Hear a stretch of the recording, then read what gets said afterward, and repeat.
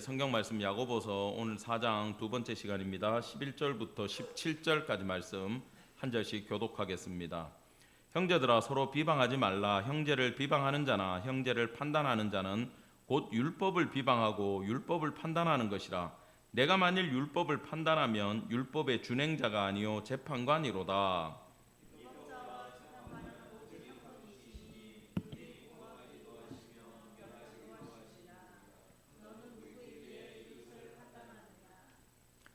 들으라. 너희 중에 말하기를 오늘이나 내일이나 우리가 어떤 도시에 가서 거기서 1년을 머물며 장사하여 이익을 보리라 하는 자들아.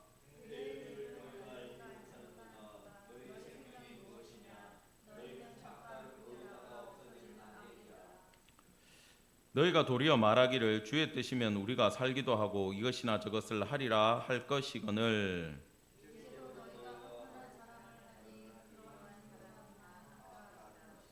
같이 보겠습니다. 그러므로 사람이 선을 행할 줄 알고도 행하지 아니하면 죄니라. 아멘. 이 말씀은 이 마지막 절에 우리가 보았던 이 부분이 핵심이에요. 선을 행할 줄 알고 행하지 아니하면 죄다. 그래서 이걸 그냥 이 본문 그대로 이해를 해버리면은 꼭 행위에 대해서 강조하고 있는 것 같은데 실제로는 그 의미가 아닙니다. 정말 이 야고보서를 공부하면서 힘든 것 같아요. 쉽지 않아요. 자, 우리 지난주에 전반부에는 모든 교회에서의 싸움의 원인이 뭐라 그랬습니까? 정욕이라 그랬어요. 정욕은 꼭 이 성적인 부분만 아니라 하나님의 뜻을 벗어난 하나님을 대항하는 모든 것이 정욕이라고 했습니다. 이 하나님과의 관계에 있어서 예수 그리스도와 우리를 신랑과 신부로 비유해서 설명을 했듯이 부부관계로 이해하면 쉽다 그랬어요. 이게 두 마음을 품어버리면 문제가 된다 안 된다? 무조건 문제가 된다라는 거예요. 그래서 우리가 그 부분을 떠나 하나님만을 우리가 의지하고 그분만을 위해 살아갈 때 이 모든 정욕의 문제를 넘어설 수 있다라고 지난주에 말씀을 전했습니다. 그런데 계속해서 야고보는 이 문제 있는 사람들, 싸우는 사람들, 오늘 또 판단하는 사람들을 뭐라고 부르냐 하면 형제라고 불러요. 왜 그럴까요? 부족하긴 한데 문제는 많은데 그래도 신앙의 뿌리가 어디 있습니까? 예수 그리스도께 있는 예수의 피로 구원받은 하나님의 자녀들이기 때문에 우리 보고 형제라고 부르고 있어요. 자, 오늘 11절, 12절과 그 뒤의 내용은 조금 내용이 다릅니다. 먼저 전반부 판단에 대해서 말씀을 보겠습니다. 비방해서는 아니 되고 형제이기 때문에 판단해서는 안 된다. 이 판단하기 때문에 비방이 나오는 거거든요. 그런데 그게 왜 율법을 비방하고 율법을 판단하는 것이 되느냐?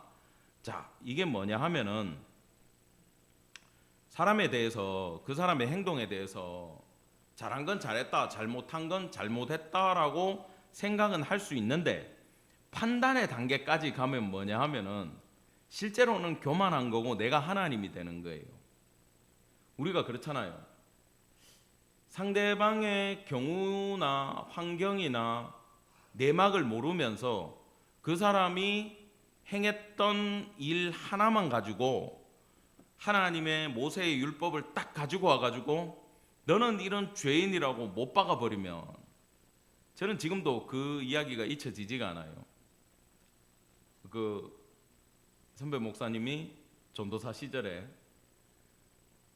이 주일학교를 가르치고 있는데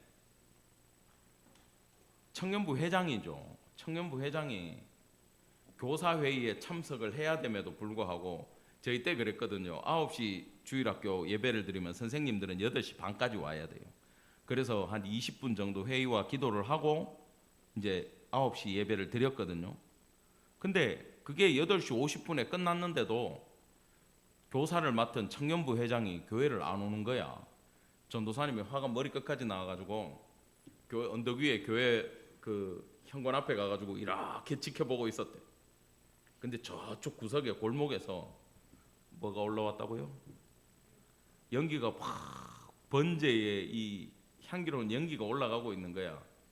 설마 저놈인가 이러는데 좀 이따 보니까 담배꽁초가 픽 하고 날아가더니 하면서 쫓아 올라오는 거야, 청년이.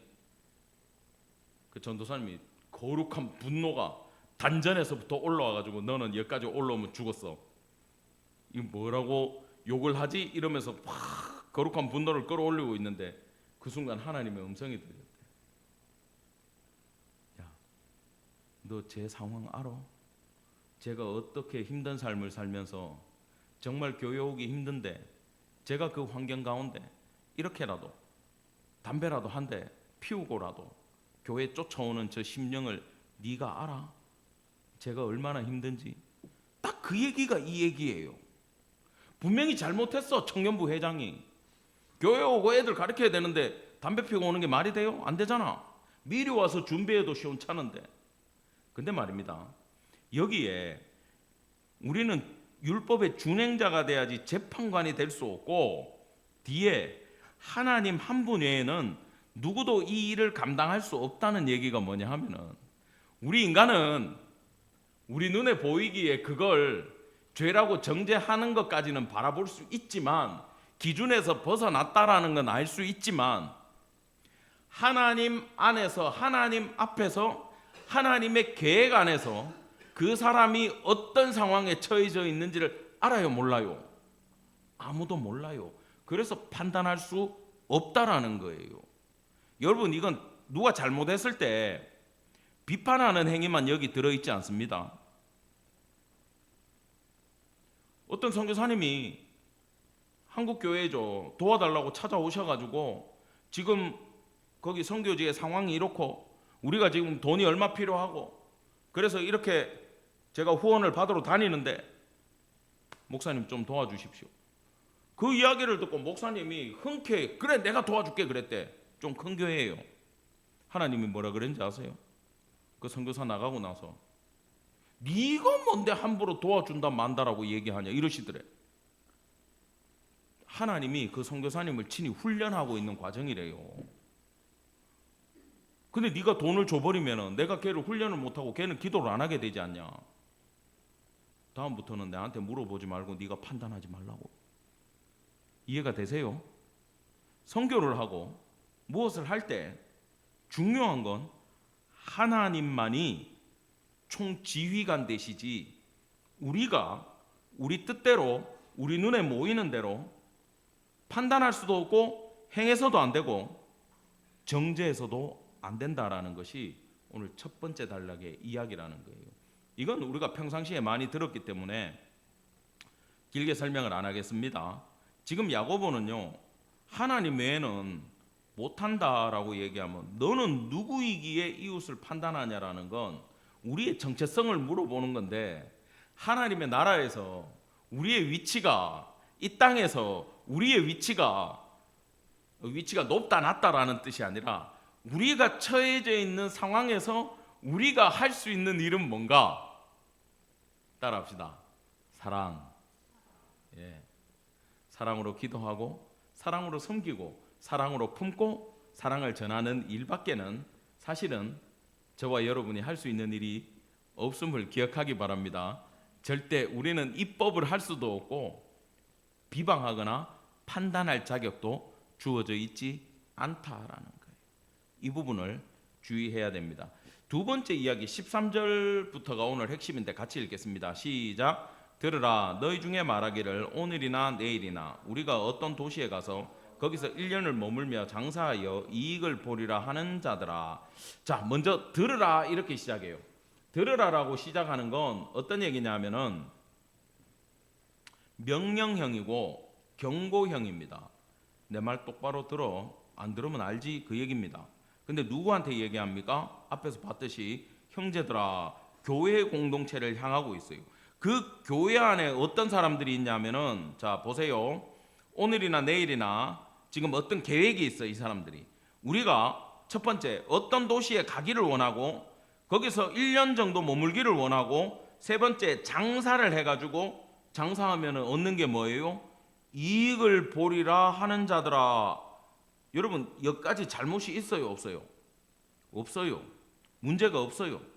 저는요, 맨날 그 계획만 세우는 사람들 많이 봤어요. 계획을 막 세워놓고 행하지 않는 사람들보다 이렇게 인생에 대해 계획이라도 있는 건 잘하는 겁니다. 근데 여기에 지금 중요한 게 빠졌어요. 뭐가 빠진 것 같아요? 여러분, 당시에 어떤 도시에 가가지고 1년을 머물겠다, 거기서 어떤 사업을 하겠다, 잘못된 게 아니고 뭐 장사라고 나쁜 게 아니에요. 근데 이 시대에 1세기 때 어떤 지역에 간다라는 건 목숨을 걸어야 돼요. 아시겠어요? 바울이 맨날 배 타고 가다가 파선했다 그러잖아요. 목숨을 걸고 가는 거야. 그런데 자기의 모든 실존을 걸고 움직여야 되는데 그 의지와 그 계획에 뭐가 빠졌냐 하면 따라합시다. 하나님의 뜻, 하나님의 계획, 하나님의 주권, 이게 다 빠졌어요. 지금 이 사람들 계획 안에는 하나님이 전혀 없어요. 지금 장사도 문제가 아니고 뭐 세속적인 일이다 아니다, 그걸 하나님은 따지시지를 않아요. 지금 이 교회 안에 있는 사람들이 삶의 태도 가운데 하나님이 있느냐 없느냐를 지금 하나님은 물어보고 계신다라는 거예요. 여러분, 하나님이 빠지고 나서 사업을 하든 뭘 하든 어떤 아이템을 가지고 하든 아무리 돈을 많이 벌고 이익을 많이 내고 풍요롭게 산다고 해도 그건 그 사람에게 뭐로 작용하느냐, 칼과 흉기로 작용한다라는 겁니다. 하나님이 빠져버리면 방법이 없어요. 여러분, 부자들이, 예수 믿지 않는 부자들이요, 부자병에 걸린다 그러잖아요. 지금 부자병이라는 병명이 신경정신과에 가면 있대요. 그 부자병이 뭔지 압니까? 여러분, 그 대한항공 뭐 여자분 땅콩 때문에 회항했던 사건은 기억나죠? 근데 그 집에서 걔가 제일 착하대. 그 부잣집에서는 그 비행기 뒤집어 엎어가지고 비행기를 돌릴 정도로 난리를 친 걔가 그 집안에 제일 착하대. 나머지 식구들이 어떻다는 거예요? 온 가족들이 밀수하고 갑질하고, 그게 부자병이에요. 미국에서 이 부자병 걸린 어린애가 교통사고 내가지고 사람을 죽이고 난리를 쳤는데 변호사, 비싼 변호사 사가지고 부자병이란 걸 내세워가지고 무죄로 풀려났대. 그리고 결국 그 뭐 멕시코인가 거기로 튀어가지고 살고 있대요. 잘. 그 서울의 그 연예인 교회 목사님 얘기를 들어보니까 연예인들을 훈련을 어떻게 시키냐면 말씀과 기도로 훈련을 시키는데, 예수 똑바로 믿고 니들이 방송에서 성공을 해야 된다. 예수 믿는 상태에서 성공을 해야 된다. 그래야 그 성공이 오래 간다. 성공이 목적이 되면 안 된다. 연예인이 돼가지고 출세해가지고 인기를 얻는 게 목적이 되면 안 된다. 다 넘어진다. 그렇잖아요. 어릴 때 인기 얻어가지고 유명한 연예인들 됐다가 뭐 마약 사건, 무승 사건, 폭행 사건, 음주운전 한 방에 훅 가죠. 그 얘기를 하는 거예요. 하나님이 빠진 상태에서 그 어떤 이익이나 성공도 그 사람한테 유익으로 작용하고 있지 않다라는 이야기를 지금 해주는 것이 바로 13절입니다. 자, 14절 같이 읽읍시다. 시작. 내일 일을 너희가 알지 못하는도다. 너희 생명이 무엇이냐? 너희는 잠깐 보이다가 없어지는 안개니라. 여러분, 이게 다시 번역했는 말을 보면 재밌어요. 너희들은 니들이 가지고 있는 생명이 뭔지도 몰라. 하나님이 주권자가 아니면 너희 인생은 금방 사라지는 연기와 같아. 불 피우고 뭐 담배를 자꾸, 예를 들어서 미안한데 담배 피워가지고 다 피우면 연기 싹 올라가면 보여요, 안 보여요? 지금은 실체가 있는 것 같은데 좀 있으면 실체가 없어. 여러분, 제가 주일날 예배 마치고 서울 올라가는데 서해안 고속도로에서 서울 입구까지 교통사고가 3번 났어. 앞에 다 3중 추돌 사고야.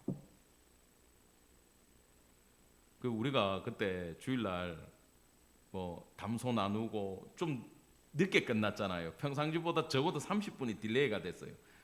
그 뭐 특송 연습도 하고 이런다고. 그래서 내가 늦게 출발했으니까 망정이지. 일찍 갔으면 그 사고에 휩쓸려 가지고 굉장히 고생했거나 사고를 당했을지도 몰라. 여러분, 교통사고란 게 그렇습니다. 내가 운전 잘하면 뭐 해요? 앞차가 급정거를 했어. 나는 봤어. 비상등 켜고 섰어. 뒤차가 박으면 어차피 사고 나는 거야. 그죠? 여러분들은 잘 모르겠지만 제가 삼풍백화점에 있었잖아요. 그죠? 사고 난데 구조하러 갔어요. 근데 내가 그때 충격적인 게 그거야.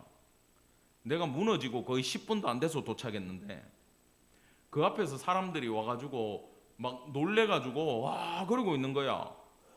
왜 그러시냐 그러니까 자기가 나오자마자 무너졌대. 그 충격 때문에 이 사람이 집에를 못 가시더라고. 남자분인데 안에 있는 사람들은 말할 것도 없고. 여러분, 그 사람이 그 무너질 거 알았어요? 몰랐어요. 사고란 게 그래요. 우리는 몰라요. 내일 일을 난 몰라요지만 잠시 뒤의 일도 우리는 몰라요. 지금 그 이야기를 하는 거예요. 생명이 뭐냐 하면 하나님한테 붙잡혀 있지 않는 영혼은 의미가 있다 없다? 없다. 오직 하나님과 함께하는 영혼만 영원한 줄 믿기를 간절히 원합니다. 예, 지금 분위기가 지금 그쪽으로 몰려가는 거예요. 왠지 하나님과 함께 있어야 될 것 같은데 그분이 빠지면 비즈니스도 무의미하고 우리 생명도 무의미한데 여기까지 이해하셨죠? 예, 다음 절로 넘어갑니다. 자, 이 15, 16절은 그냥 재밌게 보시면 돼요. 너희가 도리어 말하기를 주의 뜻이면 우리가 살기도 하고 이것이나 저것을 하리라 할 것이거늘. 이건 말은 그렇게 하는데 니들 안 행하잖아. 이거 그거예요. 교인들 상투적으로 하는 얘기 있잖아요. 누가 와가지고 아이고 힘든데 좀 도와주세요 하면 뭐라 그래요? 기도해 드리겠습니다. 기도하나요? 안 해요. 그래서 어떤 분은 기도 부탁을 잘 못하겠대. 왜냐하면 내가 아니라도 목사님한테 기도 부탁하는 사람 많을 텐데 내까지 기도 부탁을 하면 목사님 기도 리스트가 늘어나잖아. 내가 한때 36줄까지 기억나. 기도 제목 부탁받은 게 36줄이야. 외웁니까? 못 외워요. 맨날 그 핸드폰 켜놓고 그 순서대로 중보를 해야 되는 날도 있었어요. 지금은 내가 가까운 순서대로만 기도를 하고 있습니다. 특별히 아픈 사람 아니면 가까운 순서대로만 해요. 기도 부탁하기도 힘들어 사실. 왜냐하면 상투적인 말이 되면 안 된다는 거예요. 젊은 친구들 남자 여자 소개받을 때 뭐라 그럽니까? 아유 목사님 저는 신앙만 좋으면 됩니다 그러잖아. 근데 신앙 좋은 사람 소개해 줬더니 집안이 좀 그래요. 그러고 또 어떤 사람 인물이 그렇고 학벌이 그렇고. 아니 말은 신앙 좋은 사람이면 된다며. 아니잖아. 여러분 교회를 선택하는 건 어때요? 예배 잘 드리면 되잖아요. 그죠? 타지에 가가지고 교회 찾을 때 말씀이 마음에 들고 예배 잘 드리면 됩니다. 안 그래요? 가면은 환경이 어떻고 커피숍이 있나 없나 설교가 기나 짧나 온갖 걸 다 따지게 돼 있어. 사람이란 거 뭐냐면 상투적으로는 신앙이 있는 걸로 믿음이 있는 걸로 말하지만 하나님을 의지하는 것처럼 얘기하지만 실제로는 그 마음에 하나님을 의지하고 있지 않다라는 거예요. 그 하나님 의지하지 않고 하나님께 뿌리를 두지 않고 말하는 모든 것들은 네가 네 능력과 물질을 자랑하고 싶어서 떠드는 허탄한 이야기일 뿐이다. 17절 다 같이 시작. 그러므로 사람이 선을 행할 줄 알고도 행하지 아니하면 죄니라. 자, 입으로는 선을 행하는데 안다고 생각하는데 아는 게 아니에요. 여러분 아는 게 아는 겁니까? 말로는 하나님 뜻이면 순종해야 돼요 안 해야 돼요? 됩니까? 안 되잖아요. 안 돼요. 저도 그랬어요. 안 돼. 힘들어. 굉장히 힘든 일이야. 여러분 이 이야기를 정확하게 얘기해 주는 애화가 있어요 성경에. 자, 이 무슨 얘기냐면 양과 염소의 비유 알죠? 이 기니까 그냥 내가 설명해 드릴게요. 양과 염소에 비유해서 뭐 양은 좋은 거고 염소는 나쁜 거다, 오른편은 좋은 거고 왼편은 나쁜 거다, 이래 보시면 안 돼. 구원받을 자들과 구원받지 못하는 자들이, 목자들이 낮에는요 양과 염소 풀 뜯을 때 같이 뜯어요. 구역이 없어. 모든 짐승을 같이 풀어놔. 중간에 소도 있고. 근데 밤에 잘 때는 동물의 특성이 다르기 때문에 우리를 나눠서 집어넣어야 돼. 그러면 양은 이쪽으로, 염소는 이쪽으로 쫙 갈라요. 자기 전에는. 아시겠어요? 마지막 날 주님이 오셔서 최후의 심판을, 백보자에서 심판을 하실 때 구원받을 자와 받지 못할 자들이 요렇게 양들 염소 갈라지듯이 쫙 하고 갈라질 거다라고 얘기를 해주시는 거야. 그러면 지금 구원받는 쪽을 먼저 보겠습니다. 이래 대해서요. 주님이 그럽니다. 내가 줄일 때 너희가 먹을 것 줬고, 목마를 때 마시게 했고, 나그네 되었을 때 영접했고, 헐벗을 때 옷을 입혔고, 병들었을 때에 돌봤고, 옥에 갇혔을 때 와서 보았느니라. 37절 다 같이 시작.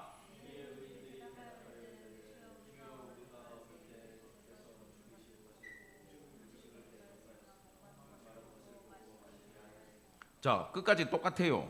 이 사람들은 자기들이 행했다라는 걸 인식을 합니까? 못합니까?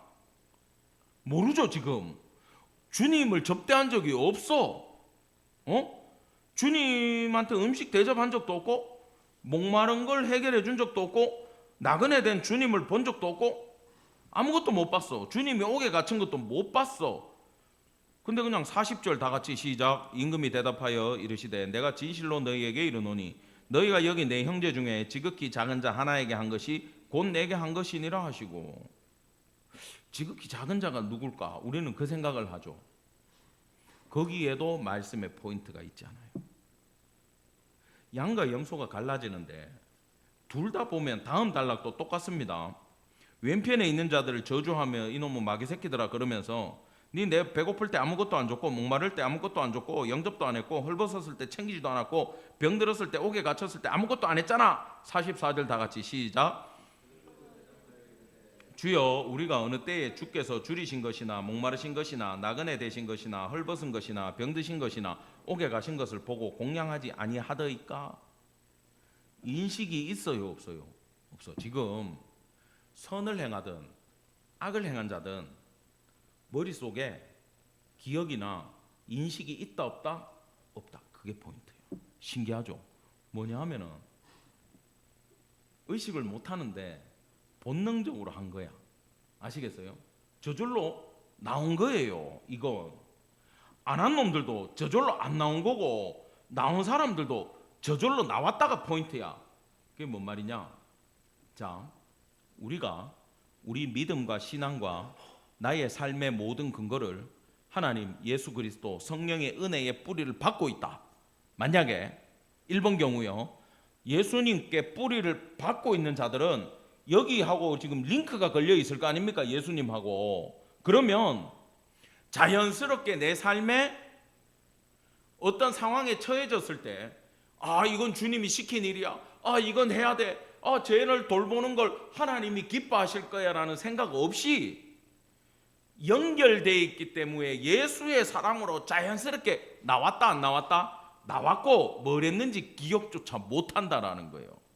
반대로 요 다음에 나오는 얘들도 똑같은 상황에서 본능적으로 뿌리가 예수 그리스도가 아니고 마귀한테 박혀있는 그런 시각을 갖고 있고 마인드를 갖고 있기 때문에 이런 상황에 처했을 때 당연히 없는 것들, 무식한 것들 손가락질하고 외면하고 돕지 않더라라는 거예요. 그래서 지금 행위가 있냐 없냐를 얘기하는 게 아니라 네가 하나님의 백성이라면 이런 선한 행위가 나오는 것은 어떤 거다? 자연스러운 현상일 뿐이다. 그래서 예수님은 뭐라고 얘기하냐면, 자, 이걸 기가 막히게 표현해 주는 게 나는 포도나무요 너희는 가지라는 거야. 지금 포도나무 가지가 연결이 돼 있어요, 나무에. 그죠? 가지가 우리야. 이 몸통이 예수님이야. 연결돼 있어, 링크돼 있어. 뿌리를 어디 두고 있어요? 예수님한테 두고 있어요. 나는 가지로 있는데, 그러니까 여기에 열매를 맺는데 맺고 싶고 안 맺고 싶고 관계가 없어. 나무가 영양을 공급해 주기 때문에 얘는 열매가 맺힐 수밖에 없다라는 겁니다. 근데 이 가지를 잘라버렸다. 열매 맺을 수 있나요? 없어. 양과 염소 비유에서 왼쪽에 있는 염소들이 잘린 애들이야. 아시겠어요? 주님과 링크가 안 돼 있어. 그 얘기가 6절이에요. 사람이 내 안에 거하지 아니하면 가지처럼 밖에 버려져 마르나니 사람들이 그것을 모아다가 불에 던져 살은 심판밖에 남아있는 게 없다. 그럼 지금 하는 핵심은 뭐예요? 요한복음 15장이나 우리가 오늘 야고보서 4장이나 성도의 신앙의 뿌리를 어디 두라는 거예요? 예수님께 두라는 이야기를 지금 오늘 말씀은 하는 거예요. 그래서 예수님께 뿌리를 둔다라는 마인드로 본문을 다시 돌려서 생각하면 어디 가서 무엇을 하고 돈을 벌고 1년을 살고 2년을 살고 어떤 아이템을 가지고 어떤 장사를 하는 게 중요한 게 아니라, 비방을 하고 판단을 하고 이 모든 게 중요한 게 아니라, 성도는 신앙의 뿌리를 무조건 누구한테 받고 있으면 된다? 예수님한테 받고 있으면 끝난다. 그 얘기를 하는 거예요. 여러분, 그래서 결론은 이렇게 끝납니다. 사람이 선을 행할 줄 알고도 행하지 아니하면 죄인이라. 이걸 얼핏 읽으면 교회 내에서 선을 안 행했기 때문에 니는 죄인이다라는 이야기가 아니에요. 선을 행하지 않아서 죄가 아니라, 선을 행하지 못하는 게 네 뿌리가 하나님하고 관계가 없기 때문에, 예수의 뿌리를 두고 있지 않기 때문에 너는 죄인이다. 그 말을 하고 있는 거예요. 이해가 되셨죠?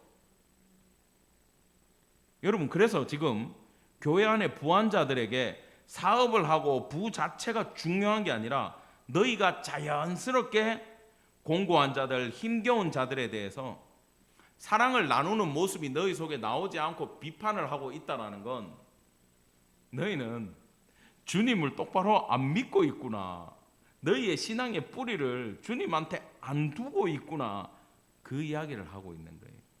사랑하는 성도 여러분, 오늘 말씀을 통해 선을 행하는 거 행하고 싶죠? 생각 안 하셔도 돼.